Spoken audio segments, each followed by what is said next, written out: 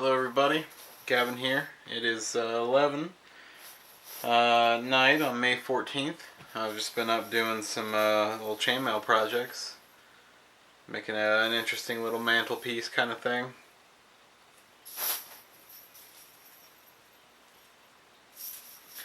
Should be pretty neat when it's done.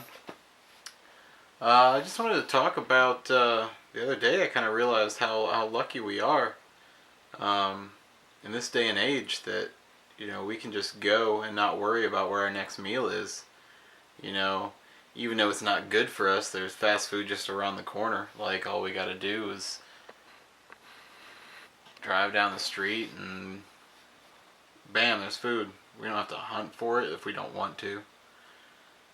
It's, at least for most people. I mean, I'm sure there are the homeless out there who have a bit of a trouble finding it. But even they've got dumpsters, and that's guaranteed. I mean, even though that's horrible, like, I've watched some documentaries about dumpster diving and the homeless, and they offer tips and everything like that. Like, they have a whole system. Even getting handouts from grocery stores and stuff. But I digress.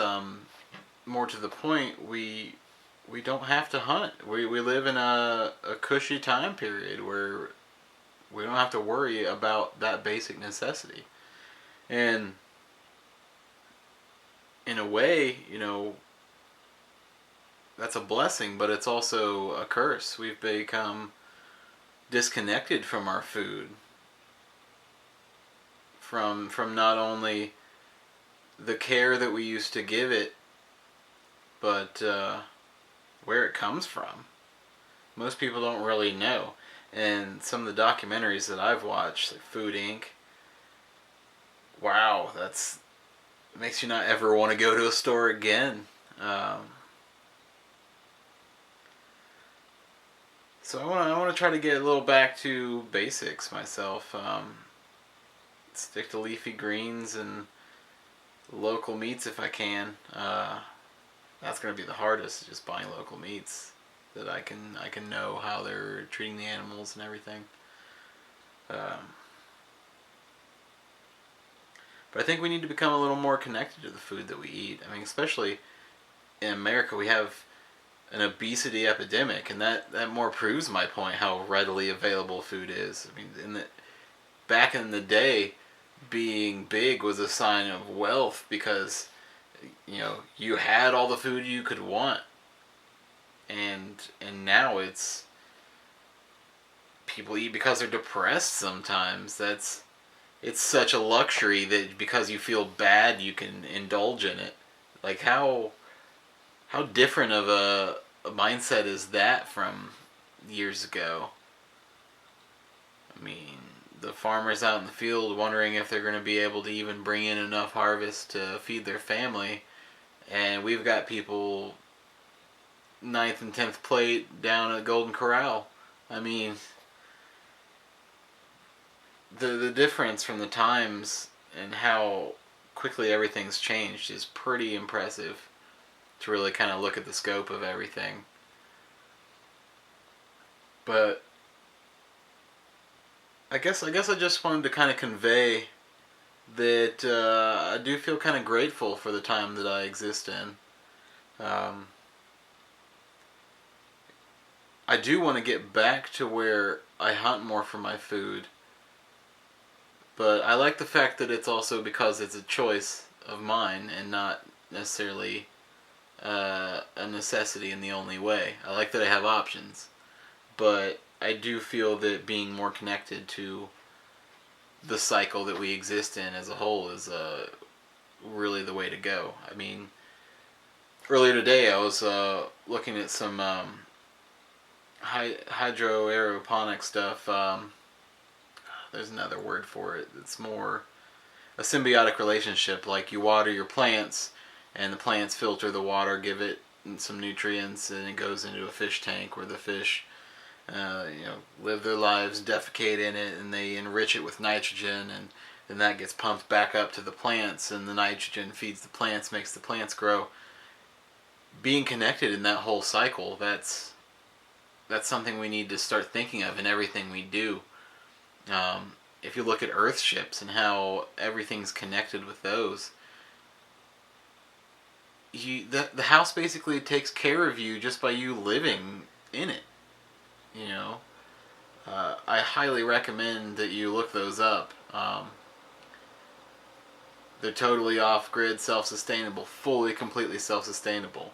60 to 70 degrees year-round without a heating system. I mean, that's... And they can be built in any climate. That's unquestionably the greatest thing that we could do, is build tons of these for everybody. We waste so many resources in the homes that we live in now. And they operate off of a centralized system, which makes no sense. Why should you connect to a grid? The grids, they tie you in. It's a means of control, really. But I'm not going to touch on that point in this video. But as far as centralization goes, nothing good in nature is really centralized. You know,